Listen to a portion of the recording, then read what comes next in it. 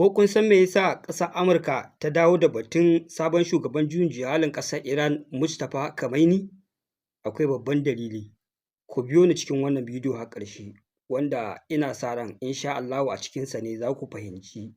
makirci da ƙulle-ƙullen da ke cikin siyasar duniya da ma shirin da ake yi na kawo ƙarshen wannan yaƙi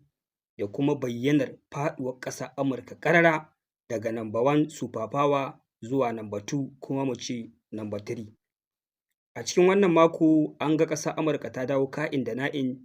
tana magana a kan Mustapha Khamenei, wato sabon shugaban juyin juya halin ƙasar Iran, tana faɗin cewa a yanzu ta riga ta gano cewa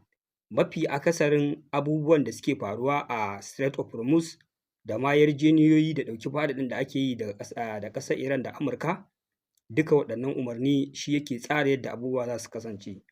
Wanda a baya kuma ta bayyana cewa yana cikin wani mawuyacin halin da yana jinya bai ma san halin da yake ciki ba, saboda haka a tattaunawar da ake ta sulhu ba ma a san da wa ake tattaunawa ba, domin ƙasar Iran ba ta da shugabanni. Amma kuma kwatsam a yanzu aka ta fara involving ɗin shi, tana cewa shi ne nan yake da ruwa da tsaki da shi da dukkan yadda lamura suke faruwa. Kun san dalili? Ƙasar Amurka a daidai wannan lokaci tana so ta cimma wani babban burinta ƙwaya ɗaya na kaucewa faɗuwa daga number one super power, wanda kuma babu makawa sai hakan ya kasance, wanda shi ne take so a yanzu ta bincika ta gano wai a ina yake laɓe, ta ƙarasa shi, wanda a iya hasashenta shi ne cewa a wannan karo idan ta yi nasarar hallaka shi, babu shugabanni lallai a ƙasar Iran, ta yadda yanzu kafin a naɗa wani sabon shugaban da zai zama yana da tasiri da zai ci gaba da jagorantar ƙasar ko wani abu makamancin haka, ita ta riga ta cimma buƙatunta da take so ta cimmawa. Sai dai ina hakan ba zai samu ba, domin an bayyana cewa sabon shugaban juyin juya halin ƙasar Iran a yanzu bai amfani da dukkan wani nau'in abu na sadarwa wanda za su iya amfani da shi. Wato ƙasar Amurka sun daɗe suna cin amanar mutane, mafi nau'ikan abubuwan da muke amfani da su na sadarwa babu wani abu da ba za su iya amfani da shi su yi tracking ɗinka duk inda kake a faɗin duniya ba. Kama daga kan TV, waya, kai komai da ka sani in dai electronics ne, an ce suna da hanyoyi da dama da suke bi su tracking ɗin mutum ta irin waɗannan hanyoyi. A don haka sabon shugaban juyin juya halin an killace shi a gurin da ba a shiga da wani nau'in na'ura kowane iri a faɗin duniya, balantana har su iya samun hanyoyi da za su bi su yi tracking ɗinsa. Kai hatta mutanen da suke visiting ɗin shi ko saƙo ko wani tattaunawa, sai dai a je a yi wannan tattaunawa ta kai tsaye, wanda hakan ya sa ya zamana ba ma su san inda yake ba a cikin ƙasar Iran, balantana su ƙaddamar da waɗannan hare-hare ko kuma su yi nasarar ƙarasa shi da suke so su yi, wanda shi ne suka fara yaɗa waɗannan farfagandojin, ko Allah zai sa ya bayyana ko yi wata magana da za su iya bibiyan shi su gano inda yake su hallaka shi. Menene dalilin da yasa suke so su hallaka shi? An zo gaɓar da ƙasar Amurka za ta miƙa wuya ga ƙasar China ne. Ranar 13 ga wannan wata na Mai da muke ciki ne shugaban ƙasar Amurka Donald Trump zai je ƙasar China. Za a tattauna a kan yadda za a kawo ƙarshen wannan yaƙi, baya ga kiran ruwa da ƙasar Amurka ta yi, wanda a baya ita ce ta jefa ƙasar China, ta jefa ƙasar Rasha a cikin halin ƙaƙanikayi, suna ta faɗi tashi domin neman mafita sun kasa tserewa, wanda kwatsam sai gashi Allah ya taimake su, ƙasar Amurka ita ma ta faɗi yaƙi da ƙasar Iran, wanda suka yi caraf suka riƙe mata wuya ta gagara ƙwacewa. Ƙasar Amurka kafin ta miƙa wuyan nan ta jarraba yin wannan operation Project Freedom ɗin ne, domin idan ta buɗe Strait of Hormuz babu buƙatar sai ta je ƙasar Amurka ta miƙa wuya. Ta fara binciken inda Mustapha Khamenei yake ne domin ta hallaka shi. In ta hallaka shi babu buƙatar sai ta je ƙasar China ta miƙa wuya. Yanzu duka waɗannan abubuwan sun gagara, gashi 'yan kwanaki kaɗan suka rage domin a je a tattauna tsakaninta da ƙasar China a samu mafita. Menene zai kai shugaban ƙasar Amurka ƙasar China? Zai je ne a kan yadda za a kawo ƙarshen wannan yaƙi, duba da cewa a yanzu waɗanda suka hana a yi nasara a kan ƙasar Iran suke taimakon ƙasar Iran ta kowane nau'i, ƙasashe guda biyu ne kamar yadda ya bayyana, ƙasar China da kuma ƙasar Rasha. Hanyar da ƙasar China take taimakawa ƙasar Iran shi ne ci gaba da siyan man fetur ɗin ƙasar Iran, wanda aka ce cikin kaso 100 ita take siyan kashi 90, wanda hakan zai sa tattalin arzikin ƙasar Iran ba zai taɓa faɗuwa ba. Haka zalika kuma ita ce a kan gaba gurin ci gaba da saida ma ƙasar Iran makamai da kuma bata intelligence na harkar satellite da wasu abubuwa da dama. Haka ita ma a ɓangaren ƙasar Rasha tana ba da irin wannan gagarumar gudunmawa. Haka zalika wasu tactics da wasu shirye-shirye da wasu dabaru da ake amfani da su a Strait of Hormuz, ƙasar China tana da hannu dumu-dumu, saboda a iya ƙoƙarinta na ganin sai ta karya ƙasar Amurka, ita ma ta mai da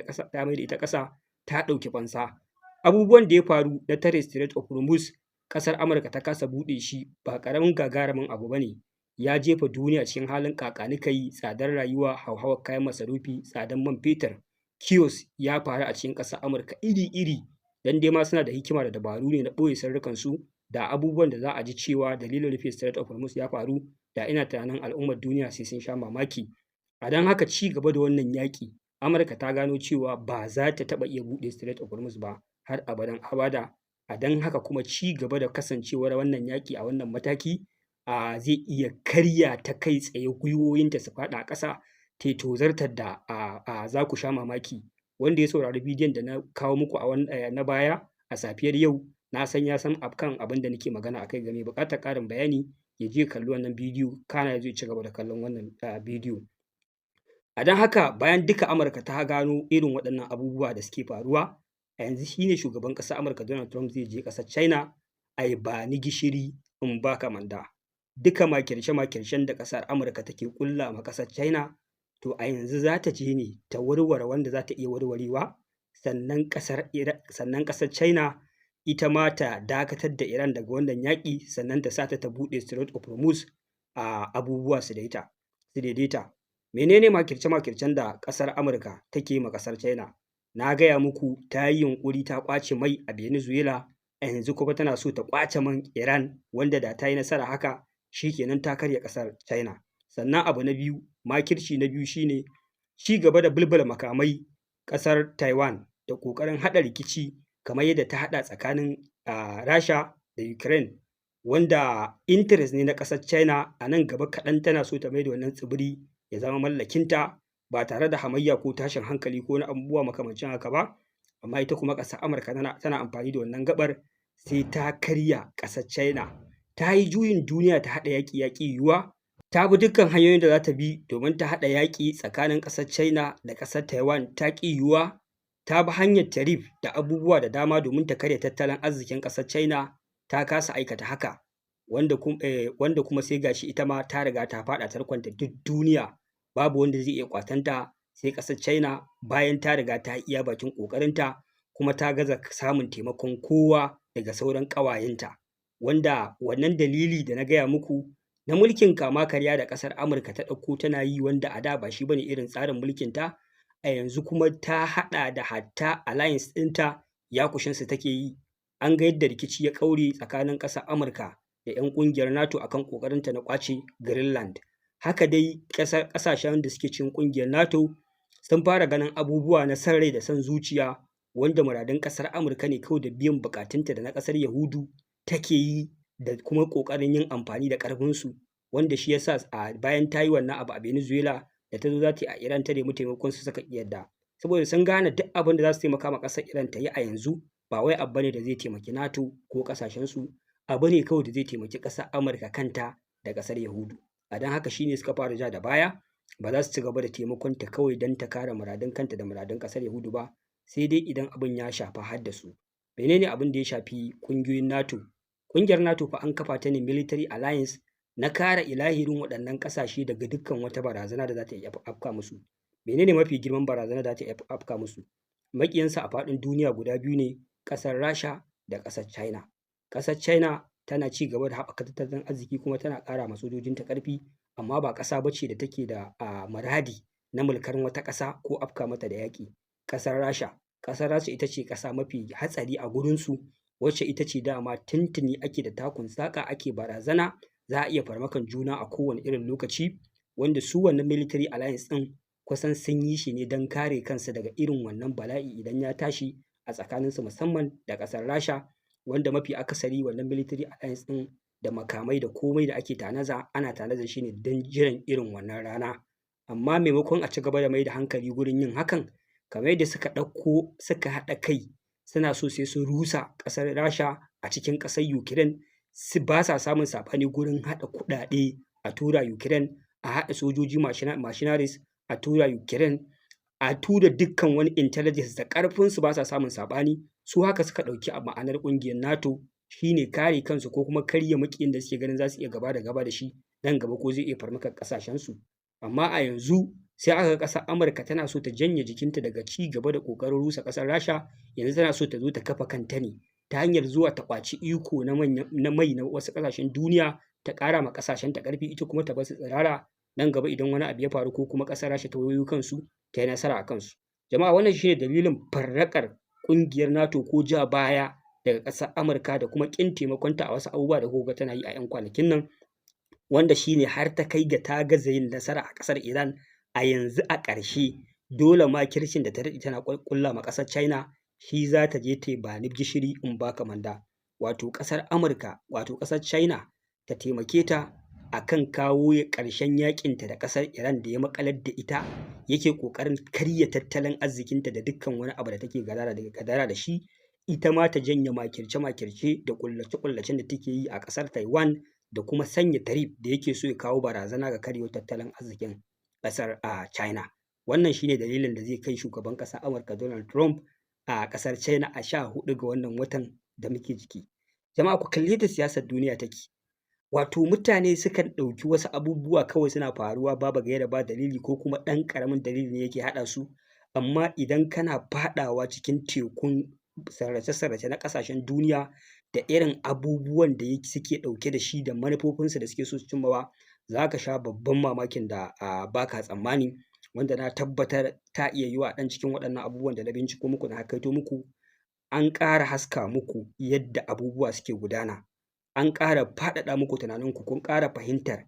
duk inda ka ga yanzu ana wani rikici a faɗin duniya akwai wani interest da ake so a cimmawa, musamman na iko ko na tattalin arzikin wata ƙasa, wanda da yawa abubuwan da mutane ba su fahimta ba kenan, wanda mafi akasari waɗanda suke ƙulla waɗannan makirce-makircen ƙasashe guda biyu ne rak, da ƙasar Amurka da ƙasar Yahudu. Duka kowa ya sani abubuwan da suke faruwa a yanzu haka a ƙasar a gabas ta tsakiya, babban wanda yake so ya yi winning a wannan yanki wallahi ƙasar Yahudu ce ba ma ƙasar Amurka ba, wanda akwai wani bayani da zan zo muku da shi,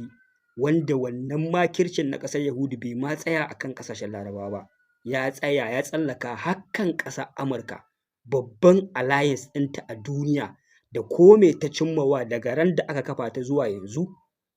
gabaki ɗaya credit ne na ƙasar Amurka. To amma fa a makircin ƙasar Yahudu yanzu ya tsallake kan ma ƙasashen Larabawa, kan ƙasashen Turawa, ya faɗa kan hatta ƙasar Amurka, wanda wannan shine final stage na moving ɗin ƙasar Yahudu a cikin maradunta na gabas tsakiya, wanda so take yanzu bayan an kammala wannan yaƙi an durƙusar da ƙasar Amurka, an durƙusar da ƙasar Iran, yanzu a samu hanyar kuma da za a raba Amurka da base ɗinta da gabas tsakiya su fita, ita kuma ta ci gaba da faɗaɗa ikonta ta zama sarauniyar Middle East. Jama'a zan zo muku da bayani mai faɗi da hujjoji da dalilai da zai gamsar da ku abin da yake shirin faruwa kenan. Jama'a wannan shine halin da ake ciki. Yanzu dai number one super power ta riga ta zama number two super power, ta durƙusa da gwiwoyinta za a je ƙasar China neman tallafi da taimako a tsira daga tarkon da ya riƙe ma ƙasar Amurka wuya, yake nema ya shaƙe ta mutu, wanda dole ƙanwar naƙi kenan. Ban sani ba yau 14 ga wata 'yan kwanaki ne ba su wuce kwana 5 ba suka rage,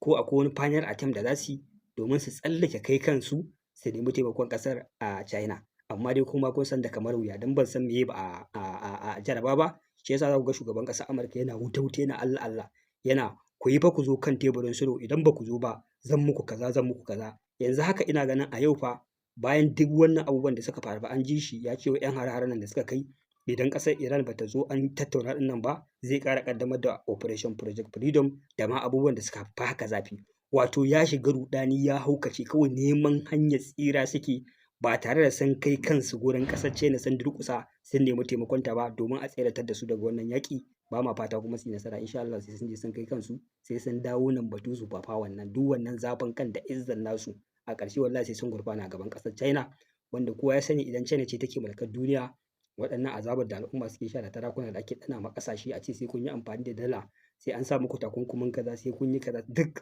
an tsira daga shi kenan. Jama'a wannan shi ne final stage na wannan yaƙi da ake ciki. Mu ci gaba da bibiya domin ƙarin ilimi da kuma fahimtar halin da siyasar duniya take ciki. Wassalamu alaikum warahmatullah.